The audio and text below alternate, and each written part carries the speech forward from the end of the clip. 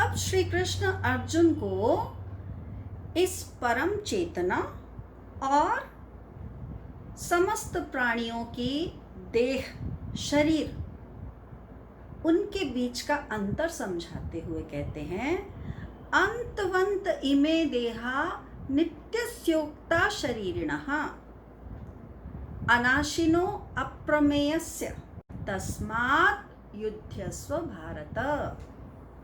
अर्थात श्री कृष्ण कहते हैं कि ये जितने भी प्राणियों को शरीर मिलते हैं, तुम्हें भी शरीर मिला है और मैं भी इस समय शरीर में हूँ, तो जो भी प्राणियों को शरीर मिलता है यह शरीर नाशवान है, इसका अंत होता है, अवश्य होता है, इसका जन्म भी होता है और इस शरीर का अंत अर्थात मृत्यु भी होती है। परंतु यह जो शरीरी है, शरीरी भगवान कृष्ण ने किसको कहा? उस चेतना को जिसे हम आत्मा के नाम से भी जानते हैं। तो श्री कृष्ण कह रहे हैं कि यह आत्मा, जिसे इस श्लोक में और आगे आने वाले श्लोकों में भी बहुत बार शरीरी, शरीर देह है और शरीरी अर्थात आत्मा। तो कृष्ण कह रहे हैं कि यह जो शरीरी अर्थात जो आत्मा है, इसका तो अंत नहीं होता, इसकी कोई शुरुआत भी नहीं होती, इसकी कोई मृत्यु नहीं होती, परंतु ये जो देह है ये जन्म भी लेता है और इस देह की मृत्यु भी होती है। और ये कह रहे हैं कि अनाशिनो अप्रमेयस्य, तो ये जो आत्मा है ये तो इसका नाश संभव ही नहीं है, इसलिए तो इसकी चिंता छोड़, क्योंकि तेरा वास्तविक स्वरूप तेरी देह नहीं है, अन्यों का भी वास्तविक स्वरूप देह नहीं है। तो जो वास्तविक स्वरूप है वह तो कभी ना बन सकता है ना बिगड़ सकता है। बिगड़ेगी तो वही चीज जो कभी बन सकती है, तो उसका तो ना जन्म होता है और ना मृत्यु होती है। तो इसलिए तू चिंता का त्याग करके उठ जा, खड़ा हो जा युद्ध करने के लिए, जो तेरा कर्तव्य है एक योद्धा के नाते। तो श्री कृष्ण अर्जुन को ये समझा रहे हैं कि अर्जुन, तुम जिस नाशवान शरीर की इतनी चिंता कर रहे हो, अपने शरीर की इतनी चिंता करो अथवा ना करो, परंतु अपने जिन प्रियजनों के शरीर के नष्ट होने का भी तुम्हें इतना भय और इतनी चिंता हो रही है, तो पहले तुम ये समझ लो कि किसी के भी देह का जन्म लेना और किसी की देह का नष्ट हो जाना अर्थात मृत्यु होना, यह दोनों ही बातें तुम्हारे और प्राणियों के नियंत्रण से बाहर है, क्योंकि यह सारा नियंत्रण तो ईश्वर ने अपने हाथ में रखा हुआ है। इसलिए जिस चीज को तुम नियंत्रित नहीं कर सकते, जो तुम्हारे नियंत्रण से बाहर है, उस पर ध्यान देने के बजाय तुम्हें इस बात पर ध्यान देना चाहिए कि तुम्हारा कर्तव्य क्या है। और अर्जुन का कर्तव्य उस समय सैनिक के रूप में, योद्धा के रूप में मात्र एक ही बनता है और बनता था कि अर्जुन युद्ध के लिए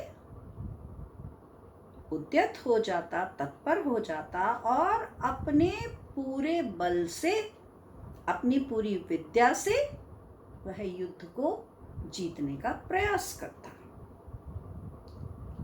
परंतु इतना कहने के उपरांत भी कि आत्मा अविनाशी है, आत्मा को श्री कृष्ण ने शरीरी कहा कि शरीरी अविनाशी है, और शरीर अथवा देह, इसका तो अंत होना निश्चित है, क्योंकि इसका जन्म हुआ, जिसका भी जन्म होता है उसका अंत निश्चित है।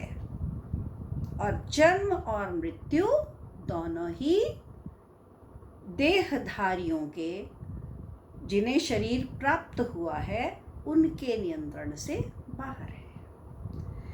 परंतु जब श्री कृष्ण ने देखा कि अर्जुन इतना कहने पर नहीं उठ रहा, तो अब उन्हें इसी बात को और गहराई से समझाना था, ताकि अर्जुन अपने सत्य स्वरूप को पहचान सके। क्योंकि श्री कृष्ण यह समझ चुके हैं कि अर्जुन अपने सत्य स्वरूप को भूल चुका है, इसलिए इसका सारा प्रेम शरीर के साथ, अपने शरीर के साथ और अपने प्रियजनों के शरीर के साथ, वह प्रेम की सीमा से बढ़कर मोह में परिवर्तित हो चुका है। इसलिए मोह ने इसके ज्ञान को ढक लिया है। ज्ञान जो आत्मा में होता है, परंतु अज्ञान का आवरण उस ज्ञान को ढक लेता है। तो जब तक अज्ञान का आवरण हटेगा नहीं, तो ज्ञान प्रकट होगा नहीं। और श्री कृष्ण समझ जाते हैं कि ये अज्ञान का आवरण बहुत गहरा है, बहुत मजबूत है।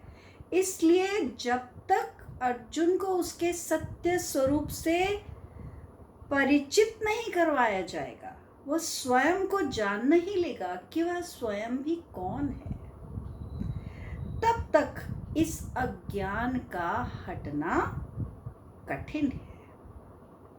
इसलिए श्री कृष्ण इसी आत्म स्वरूप की तरफ अर्जुन को ले जाते हुए बोलते हैं, आत्मा के विषय में कहते हैं कि यह एन वेत्ति हंतारम यश्चैनम मन्यते हतम उभौ तौ न विजानितो नायम हंति न हन्यते।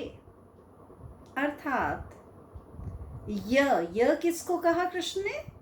आत्मा को। जो इस आत्मा को, यह एनम वेत्ति हंतारम, जो इस आत्मा को ऐसा मानता है कि आत्मा द्वारा किसी को मारा जा सकता है, अर्थात आत्मा किसी को मारने वाली है, तो आत्मा किसी को मारने वाली नहीं है। अथवा कोई ऐसा मानता हो कि आत्मा को मारा जा सकता है, अर्थात आत्मा मर सकती है, तो ऐसा भी नहीं है। आत्मा मर ही नहीं सकती। तो इसलिए श्री कृष्ण कहते हैं कि ये दोनों ही प्रकार के लोग, उभौ तो न विजानितो, ये दोनों प्रकार के लोग ठीक से आत्मा को नहीं जानते हैं। पहले कौन? वो जो मानते हो कि आत्मा किसी को मार सकता है, और दूसरे वो जो ये मानते हो कि आत्मा मर सकती है। तो आत्मा किसी को मार भी नहीं सकती और आत्मा स्वयं मर भी नहीं सकती। ये बात श्री कृष्ण ने अर्जुन को इसलिए बताई कि तुम्हारा सत्य स्वरूप है आत्मा, और तुम्हें ये जो शरीर मिला है, यह कर्म करने के लिए मिला है, कर्तव्य करने के लिए मिला है। श्री कृष्ण यही कहना चाहते हैं कि शरीर देने वाला ईश्वर है, और ईश्वर जब भी किसी को जन्म देता है किसी भी परिवार में, तो उस परिवार में उस व्यक्ति की क्या भूमिका होगी, वह तो जन्म से ही तय हो जाती है। किसी बालक ने किसी घर में जन्म लिया, तो उसकी माता की भूमिका तो वहीं तय हो गई, क्योंकि बालक में अभी बुद्धि नहीं है। तो माता की भूमिका तो वही उसका कर्तव्य तय हो गया कि माता का कर्तव्य बनता है उस बालक का लालन पालन करना, ध्यान रखना। और पिता का भी कर्तव्य, पिता की भूमिका पिता वाली जो होनी चाहिए बालक के साथ, तो माता और पिता का कर्तव्य बन गया बच्चे का पालन पोषण करें, लालन पालन करें, उसे जिस भी वस्तुओं की आवश्यकता है, प्रेम की आवश्यकता है, उसकी हर एक आवश्यकता का माता पिता ध्यान रखें। यह माता पिता का कर्तव्य हो गया। अब वही बालक जब विद्यार्थी रूप में कहीं किसी पाठशाला में जाता है, तो अब उस बालक का कर्तव्य हो गया कि अपने गुरुजनों का सम्मान करे और जिस शिक्षा को वह ग्रहण करने गया है उस शिक्षा को वहां से ग्रहण करे। जो उसे अध्ययन करने को कहा गया है उसे वह उसका अध्ययन करे। उसी बालक की जब बड़े होके शादी हो जाती है, तो अब पत्नी के प्रति उसका क्या कर्तव्य बनता है कि जिसके साथ उसने विवाह किया उस पत्नी का वह ध्यान रखे, उसके लिए सुख सुविधाओं का प्रबंध करे और गृहस्थ से संबंधित प्रत्येक कर्तव्य का पालन करे। तो ये पहचानना कि किस भूमिका में किस व्यक्ति का क्या कर्तव्य होगा कोई कठिन कार्य नहीं है। जैसे एक डॉक्टर का क्या कर्तव्य बनता है?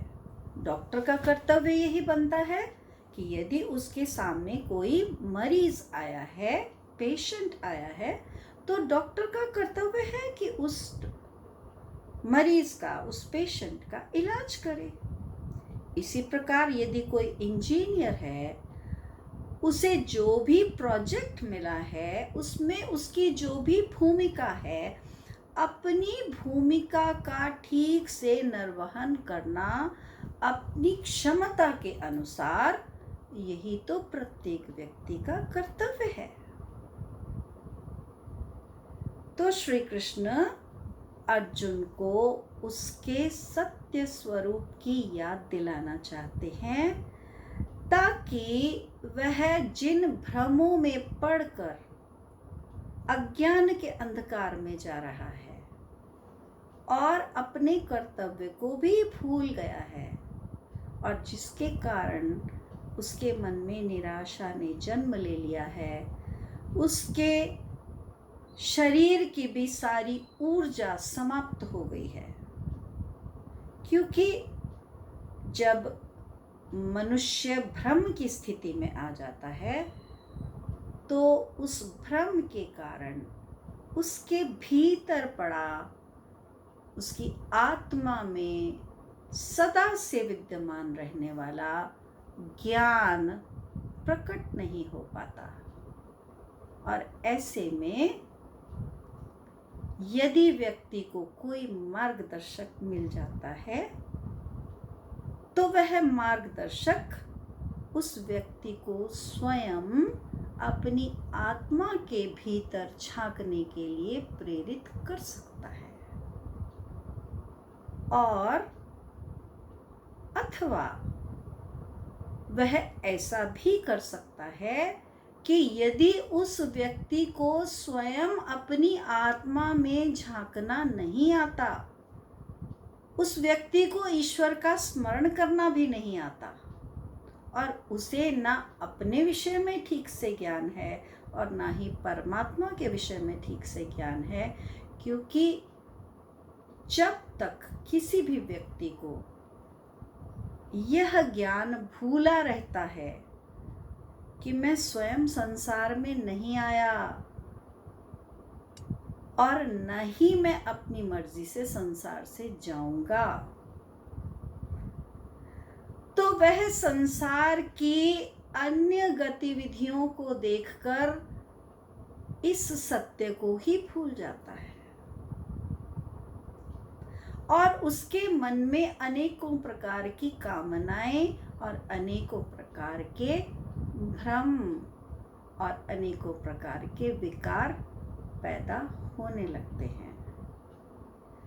तो श्री कृष्ण का प्रयास कि अर्जुन अपने सत्य स्वरूप को पहचानकर पुनः अपने कर्तव्य पालन के लिए पूरी ऊर्जा से, पूरी तन्मयता से उसमें जुट सके, उसके लिए श्री कृष्ण का प्रयत्न निरंतर जारी रहता है, वहाँ तक जहाँ तक अर्जुन का मोह भंग नहीं हो जाता। पुनः मिलेंगे। प्रणाम।